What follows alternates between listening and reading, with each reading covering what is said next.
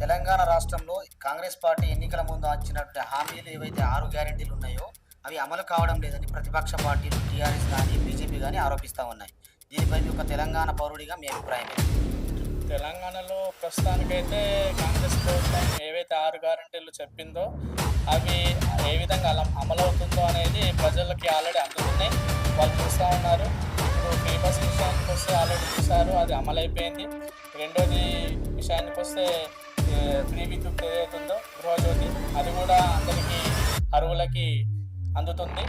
అదేవిధంగా ఆసరా పింఛన్స్ ఏవైతే అవి కూడా వస్తున్నాయి. మళ్ళీ ఇది రుణమాఫీ విషయానికి వచ్చినా కూడా రుణమాఫీ అనేది కూడా జరిగింది. ఇక అలానే ఒకటొకటిగా జరుగుతూ ఉంటాయి. ఇందిరమ్మ ఇల్లు కూడా ప్రవేశపెట్టడం జరిగింది. 10 ఏళ్ల పాలనలో కూడా కానీ ఏదైతే ఉందో రేషన్ కార్డులది ఇప్పుడు ఈ యొక్క కాంగ్రెస్ ప్రభుత్వం అనేది ముందుకు తీసుకొచ్చడం జరిగింది. ఇది కూడా మరో 2-3 నెలల్లో అందరికి వచ్చే విధంగా తెలంగాణ ప్రభుత్వం ఏదైతే ఉందో కాంగ్రెస్ అది నెరవేర్చే క్రమంలో ముందుకు సాగుతుంది. కాబట్టి దీంట్లో చాలామంది అంటుంటారు సమయం కూడా చాలా తక్కువ సమయంలో ఇవన్నీ జరుగుతూ ఉన్నాయి, ఇంకా చాలా సమయం ఉంది కాబట్టి అవన్నీ ఖచ్చితంగా చేస్తాడనే నమ్మకం అయితే ప్రజల్లో ఉంది.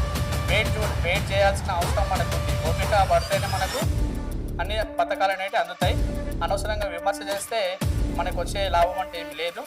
కాబట్టి ప్రతి ఒక్కరు కొంచెం ఆలోచించి చూస్తే అంతా కూడా మంచి జరుగుతుందని నేను నమ్ముకుంటున్నాను.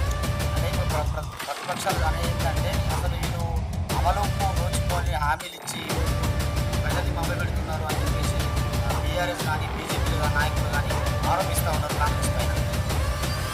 ప్రతి పార్టీ అపోజిషన్ అంటే ఎలా ఉంటుందంటే ప్రతి ఒక్కరు కూడా ఆరోపణలు జరుగుతూ ఉంటాయి. కానీ ఇప్పుడు ఈ మన కాంగ్రెస్ ప్రభుత్వం రేవంత్ రెడ్డి గారు వారు ఏ పనులు చేయాలనుకున్నారో ఏదైతే అమలు చేయాలనుకుంటున్నారో వాళ్ళ పని వాళ్ళు చేసుకుంటూ వెళ్ళిపోతూ ఉన్నారు. ఈ ఆరోపణలు అంటారా ఖచ్చితంగా వస్తూనే ఉంటాయి.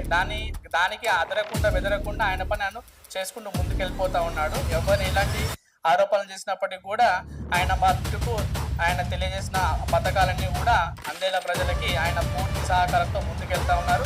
వాళ్ళకి మీ అందరూ కూడా మీడియా సహకారం కూడా ఉండాలని నేను మనస్ఫూర్తిగా కోరుకుంటున్నాను.